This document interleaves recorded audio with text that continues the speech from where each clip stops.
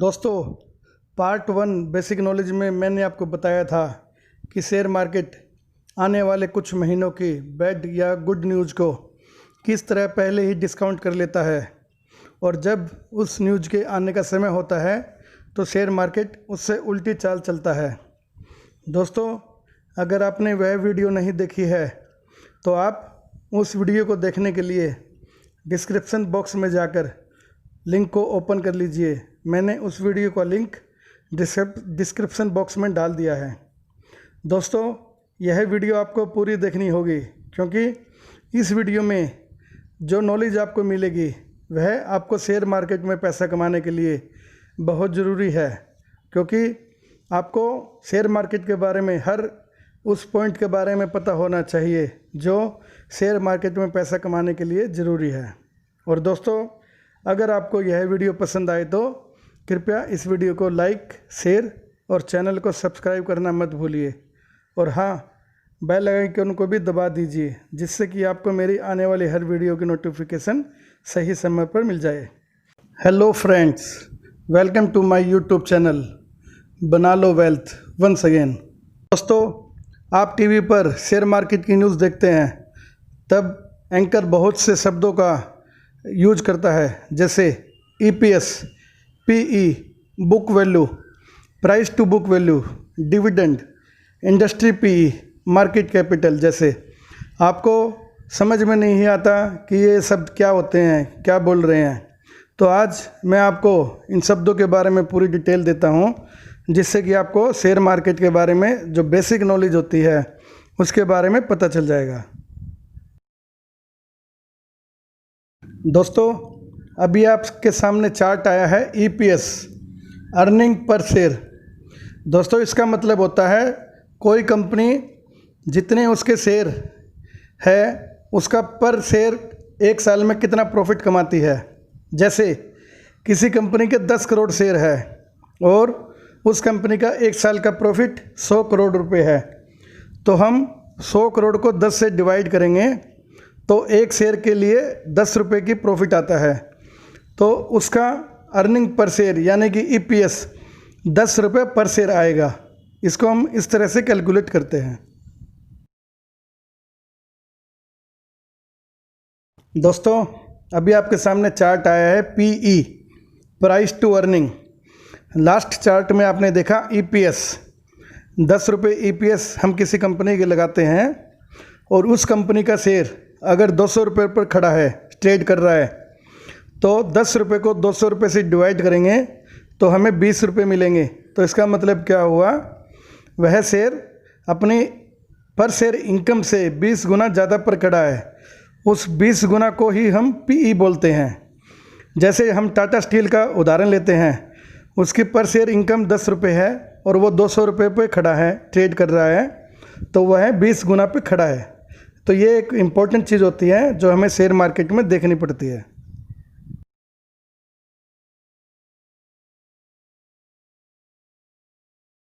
दोस्तों, अभी आपके सामने चार्ट आया है इंडस्ट्री PE।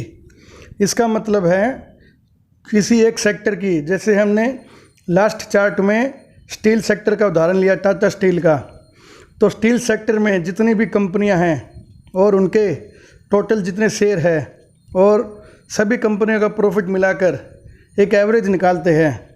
कोई भी सेक्टर, जैसे स्टील सेक्टर का हम उदाहरण लेते हैं, तो वो टोटल कंपनियों के जितने शेयर हैं और टोटल कंपनियों का जितना प्रॉफिट है उसके हिसाब से उनका एक एवरेज निकलता है। जैसे हम किसी कंपनी का PE निकालते हैं, वो एक पर्टिकुलर कंपनी का PE हो गया। इंडस्ट्री PE में हम उस सेक्टर की सभी कंपनियों का एवरेज PE निकालते हैं, उसको बोलते हैं इंडस्ट्री PE।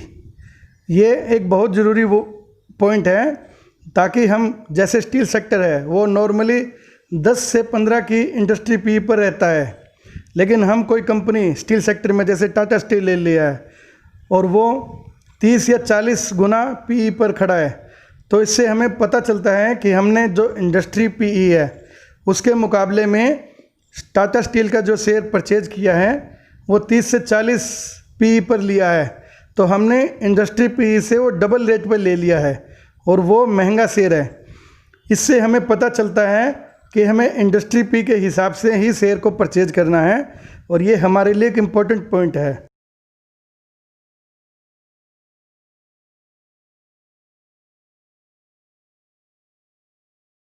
दोस्तों, अभी आपके सामने चार्ट आया है बुक वैल्यू, किसी कंपनी की नेट एसेट वैल्यू। यह भी बहुत ज़रूरी पॉइंट है।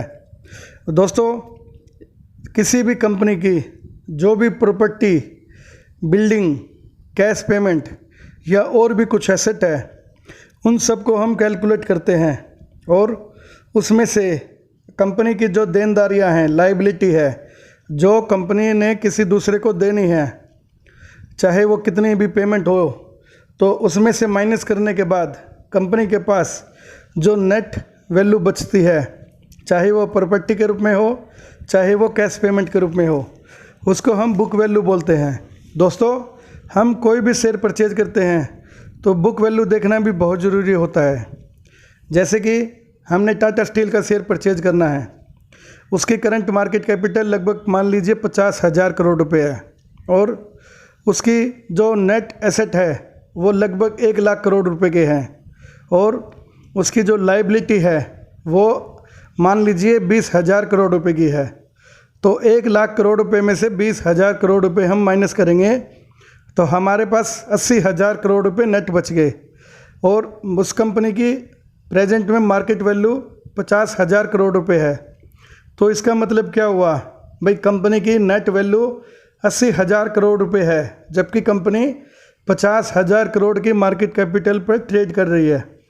तो इससे हमें पता चलता है कि कंपनी अपनी जो वैल्यू है, रियल वैल्यू है, उससे कम वैल्यू पर ट्रेड कर रही है, और हम उस शेयर को परचेज कर सकते हैं।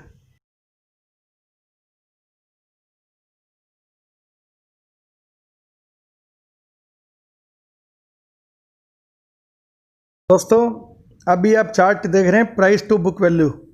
ये सेम प्राइस टू अर्निंग वाला जो चार्ट आपने देखा, सेम वही बात है।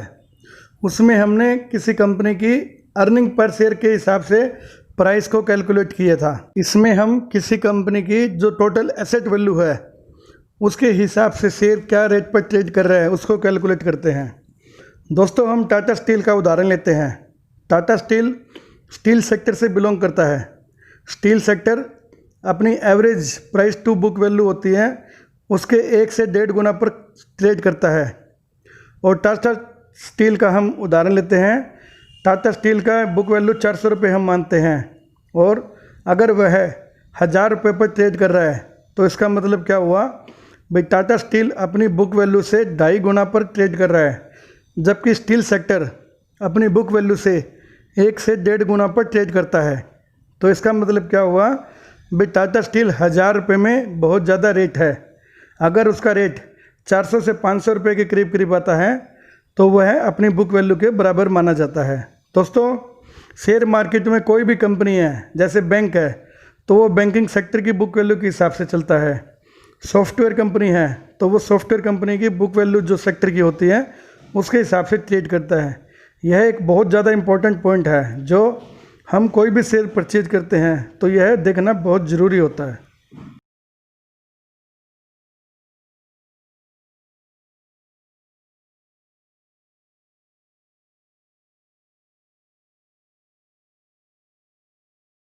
दोस्तों, अभी आपके सामने चार्ट आया है डिविडेंड।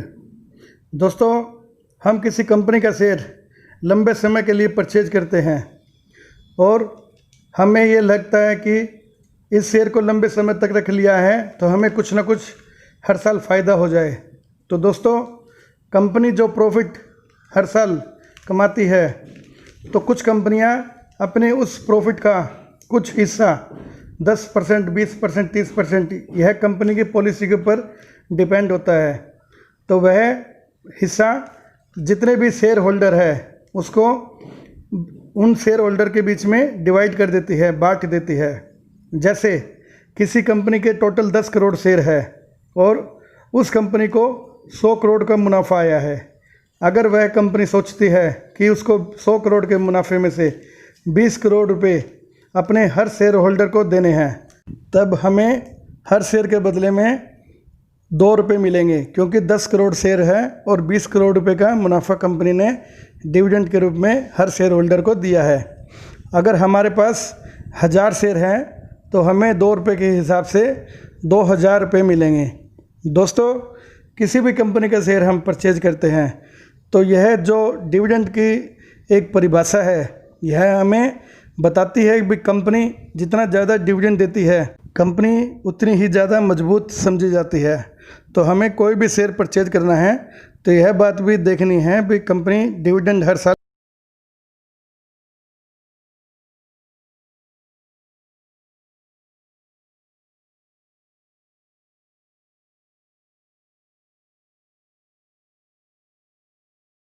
दोस्तों, अभी आप मार्केट कैपिटल का चार्ट देख रहे हैं। इसका मतलब है किसी कंपनी की टोटल वैल्यू या उस कंपनी की टोटल कीमत।